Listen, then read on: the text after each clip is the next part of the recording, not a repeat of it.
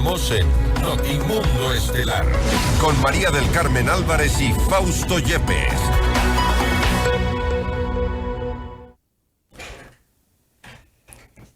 Y continúa la pugna entre el Legislativo y el Poder Ejecutivo tras las declaraciones de Esteban Torres y también la posición que ha tomado el Partido Social Cristiano respecto de lo que consideran también diferencias con el presidente Daniel Noboa. Esta es la entrevista de Fausto Yepes, hoy con...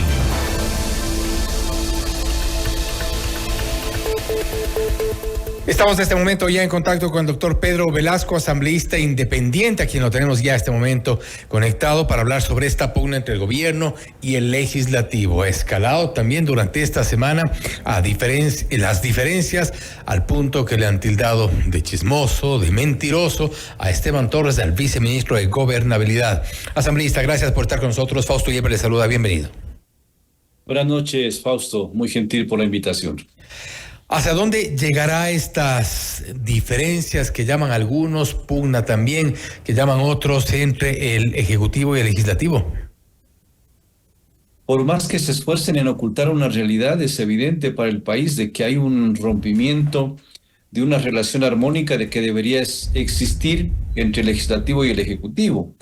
Y eso se evidencia desde hace algunas temporadas atrás, porque en los múltiples intentos por aprobar algunas leyes se pretendieron incorporar temas bastante delicados, álgidos, como el tema de las reformas al Código Orgánico de la Función Judicial, para que los vocales del Consejo de la Judicatura puedan seguir gozando de privilegios de fuero mientras tengan prisión preventiva o arresto domiciliario. En su momento el presidente detectó esto, que lo hicimos las alertas respectivas, hizo un veto total de esta ley. Yo creo que desde ahí empiezan esos distanciamientos, esas rupturas, y la Asamblea, con lo que hizo posteriormente esta enmienda constitucional de quitarle una facultad al presidente de la República, porque hay que hablar las cosas como son, ese veto parcial actualmente se vuelve ineficiente.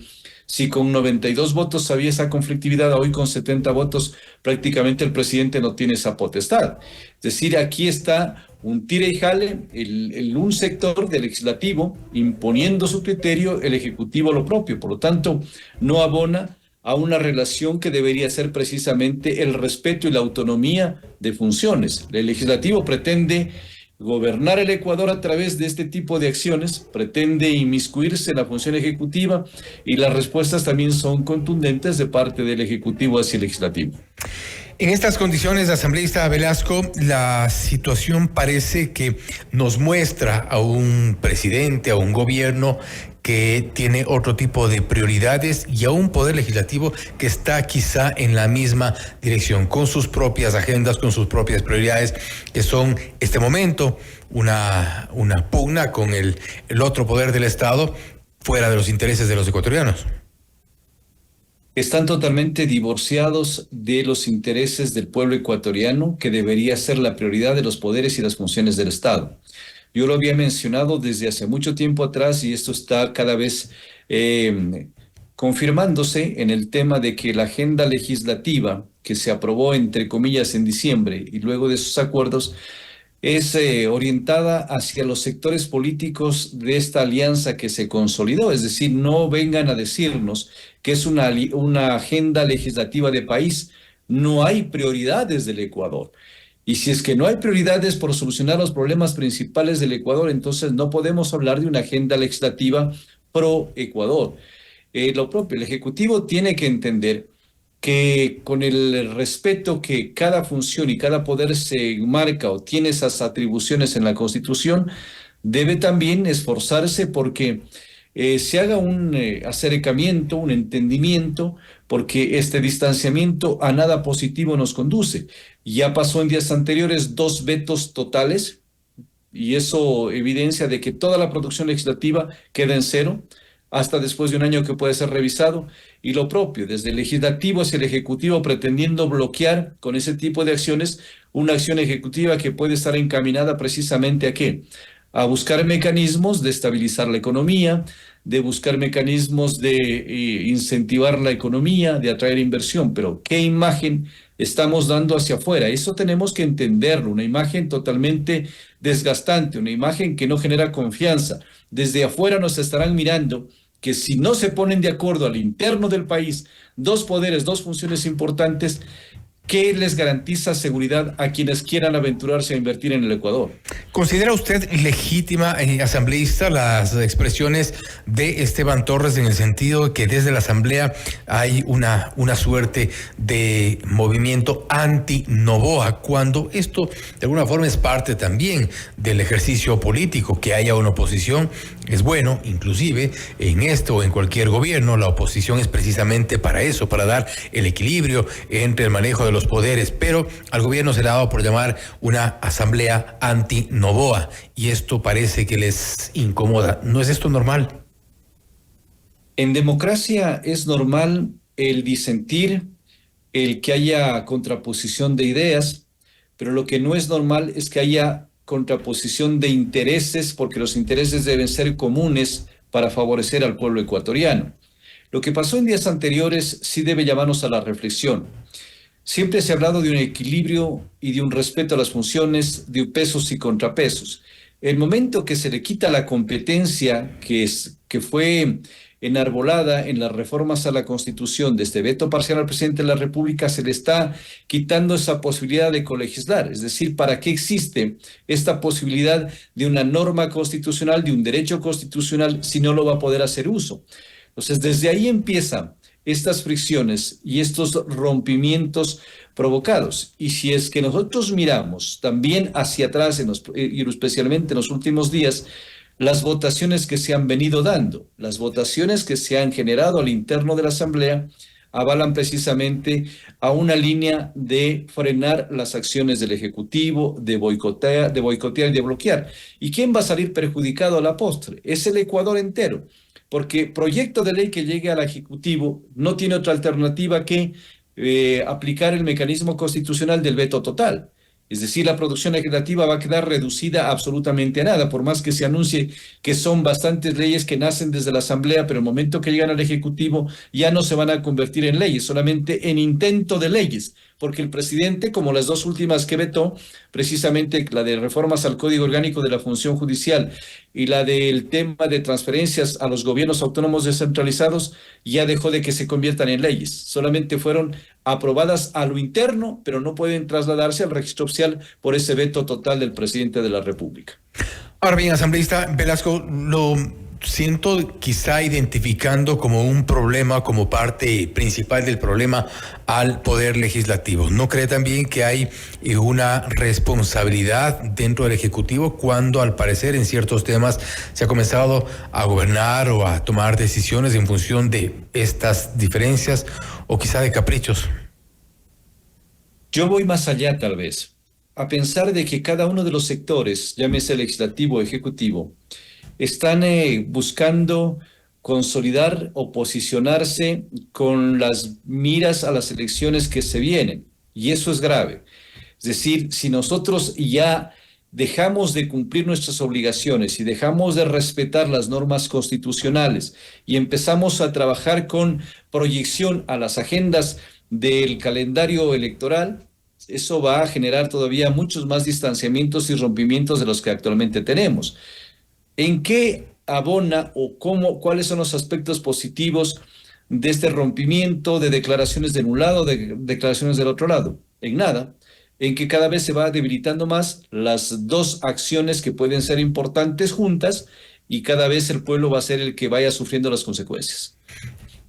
Ahora bien, vuelvo un poco a la pregunta inicial. ¿Hasta dónde nos va a llevar esta pugna entre los dos poderes del Estado? Porque si bien es cierto, esperaríamos al menos algo de sensatez de uno o del otro lado, parece que esto no ha terminado. Al menos en esta última semana la situación se ha profundizado, los dimes y diretes continúan, las acusaciones, los calificativos de uno y de otro lado. No vemos tampoco mucha intención en un viceministro de Gobernabilidad, Esteban Torres, tampoco vemos esa intención en el presidente de la Asamblea Nacional, mucho menos en movimientos que de alguna forma se han alineado con una suerte de oposición. ¿Cuál va a ser entonces la salida? ¿Vamos a estar ya en un ambiente de campaña directamente? Si usted me pregunta a dónde vamos a llegar, las consecuencias van a ser totalmente desastrosas. porque si el Ejecutivo impone su criterio amparado en la norma constitucional del veto total y el Legislativo de igual manera quiere imponer su criterio, esto nos va a llevar a que no hayan acuerdos, de que no haya gobernabilidad, de que las leyes que se generen al interno de la Asamblea no tengan un final feliz, que sería precisamente el de la ratificación o aprobación por parte del Ejecutivo, de que los proyectos que vayan supuestamente pensándose en aplicar convenios y tratados internacionales no merezcan el respaldo desde la Asamblea, que en algunos casos tiene que hacerlo, de que los temas coyunturales importantes, prioritarios, como el tema de reformas a la ley, al Código del Trabajo, ley de contratación pública, a la seguridad social, a la niñez y adolescencia, se vayan postergando, es decir, no vemos un camino tan pronto de una solución. Pero aquí yo llamo, y eso creo que es lo más idóneo, de que haya una deposición total de estas actitudes beligerantes, de pugnas, que no son nada positivas para el desarrollo del país, y que cada uno pueda encontrar un equilibrio sin renunciar a sus competencias, a sus facultades, y también invocando a que no haya intromisión de funciones de un sector y del otro. Sin descartar, asambleísta, que hay un ingrediente adicional que ha sido este debate sobre la sucesión presidencial, sobre el cual han tomado posición también algunos movimientos y partidos políticos respecto de si será o debería ser Verónica Abad quien asuma la presidencia en el caso de que Daniel Noboa vaya por la reelección, es decir, descartando la opción de la licencia que de alguna forma se establece y la obligatoriedad de que se ejecute la sucesión. Pero en este sentido también es uno de los puntos quizá de debate y quizá de divergencia.